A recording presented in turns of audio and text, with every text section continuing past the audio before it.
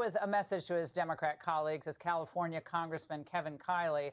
Congressman, you've heard this time and again, and this is your state. I know you're from the Sacramento area, but what is your message to your colleague tonight?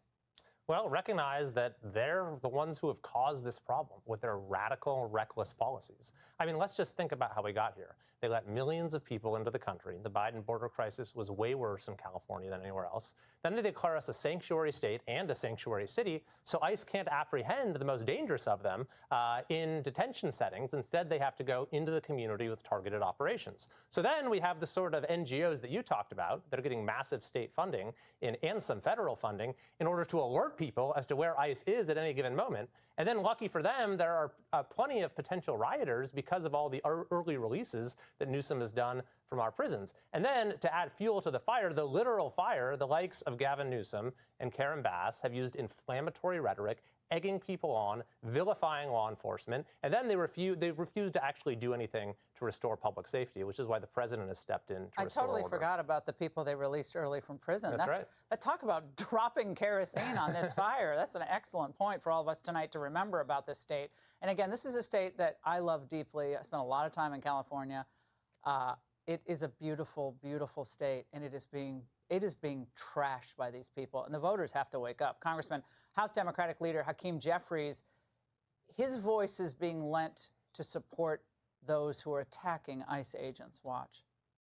We need to defend dreamers and farm workers and law-abiding immigrant families, as opposed to allowing the Trump administration to try to distract the American people by unleashing masked agents. If they were proud of what they are doing, why are they masked? This isn't the 1930s.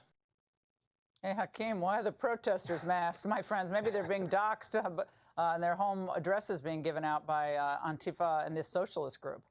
Exactly. The likes of Hakeem Jeffries, Gavin Newsom, they put a target on the back of our federal officers who are being attacked, who are having Molotov cocktails thrown at them, and then they're criticizing them for wearing a mask as they're facing these violent attacks. It's absolutely unbelievable, but this is Gavin Newsom's California. For folks who are watching this on TV, seeing these unbelievable images of cars on fire, of officers being attacked, of roadways being blocked, this is Gavin Newsom's California, and while these images are particularly horrifying, it's not that different from the lawlessness that people in our major cities have to deal with every day. We have seen crime continue to spin out of control. So police are trying to hold their ground here, but if this number builds throughout the night, I mean, all bets are off.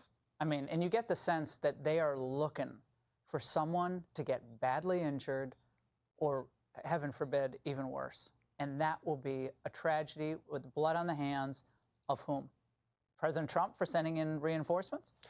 Absolutely not. We know that this had already started to spin out of control Friday and Saturday, well before the National Guard got there. The chief of police in Los Angeles said that it was disgusting, that it should disgust the violence any good person in the city of Los Angeles before the National Guard got there. For Gavin Newsom to say that it's the arrival of the Guard that has somehow catalyzed this violence is so offensive when you talk about the incredible people that we have serving in the National Guard. The fact is that we have seen these scenes time and time again in California, and it's the reckless policies of Gavin Newsom and Karen Bass